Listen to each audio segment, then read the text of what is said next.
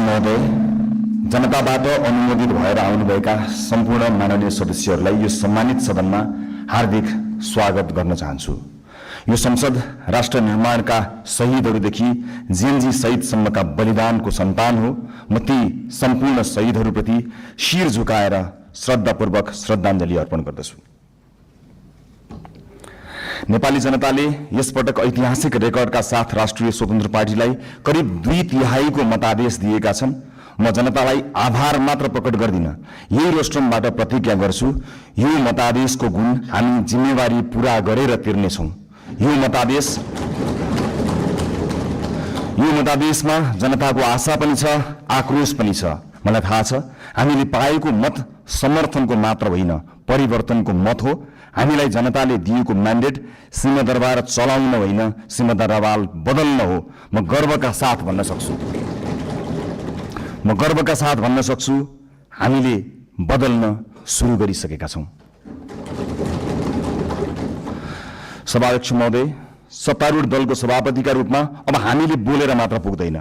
मैले मात्र होइन, रासोपाका हरेक माननीयले कामबाटै आफूलाई, पार्टीलाई र सरकारलाई प्रमाणित गर्नुपर्छ। अब हामी राम्ररी बोल्नु भन्दा पनि हाम्रा कामहरू र सरकारका कामहरू आफै अत्यन्त राम्रोसँग बोल्नेछन् र ती बोल्न सुरु गरिसकेका कुरा फेरि पनि म निवेदन गर्न चाहन्छु। सभाध्यक्ष महोदय, हामीलाई हनीमुन पिरियडको सुविधा पनि चाहिँदैन। हामी दिन गनेर होइन, सेकेन्ड गनेर काम गर्न चाहन्छौँ र गर्न सुरु गरिसकेका छौँ। तपाईहरूले सरकारको रफ्तार देखिरहनु भएको छ। अब कर्मचारी तन्त्र सहित सिङ्गो देशले यो रफ्तारसँग गति मिलाउनुको विकल्प छैन।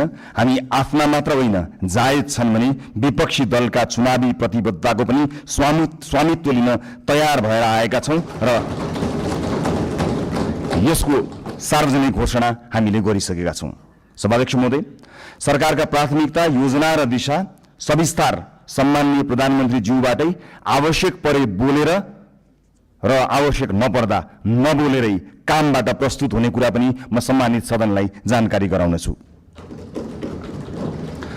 र म आज केवल केही राजनीतिक विषयमा प्रवेश गर्न चाहन्छु। सभाध्यक्ष महोदय, यो सम्मानित संसदमा यसअघि पनि पटक पटक एकल बहुमतका सरकार नबनेका होइनन्, तर ती सरकारहरू इतिहासका अङ्क बने, इतिहास बदल्ने औजार बन्न सकेनन्। किन सकेनन्? दृष्टिकोणमा समस्या थियो कि प्राथमिकतामा, पारदर्शिता र जवाफदेहितामा कमजोरी थियो कि कार्यान्वयनमा? किन अवसरहरूलाई परिणाममा बदल्न सकिएन? हामी इतिहासबाट सिक्न लाज मान्ने छैनौं। जनताले अहिले हामीलाई दिएको विशाल बहुमतको इतिहास यो पनि फेरि गुमेको अवसर भनेर लेखियो भने हामी कलङ्कित हुनेछौं। हामीलाई त्यो मन्जुर छैन। रासोपाका साथीहरूलाई म सम्झाउँछु, हामी यहाँ प्रश्न सोधेर आएका हौं। अहिले बस्ने ठाउँ फेरि होला, तर आज पनि ती प्रश्नहरूप्रति हाम्रो नैतिक जिम्मेवारी उस्तै छ। अब साबित गर्नु छ कि हामीलाई केवल प्रश्न सोध्न मात्र आउँदैन, उत्तर दिन पनि आउँछ। समस्या देखाउन मात्र होइन, समाधान खोज्न पनि आउँछ।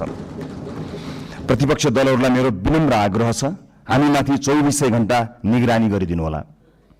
शासनमा तपाईहरूको लामो अनुभव छ, हाम्रा कमजोरी उजागर गरिदिनु होला, गल्ती देखाइदिनु होला। यदि हामीले बाटो बिरायौं भने सच्याइदिनु होला।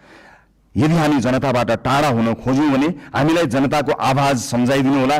हामीबाट अहंकार नबढोस्, हामीमा कुनै अहंकार नछाओस्, हाम्रा निर्णयहरू एकतर्फ नहुन्। लोकतन्त्रमा सत्ता पक्ष र प्रतिपक्ष प्रतिस्पर्धी मात्र होइनन्, एकअर्काका पूरक पनि हुन्। एकले काम गर्छ, अर्कोले निगरानी गर्छ। एकले योजना बनाउँछ, अर्कोले परख गर्छ।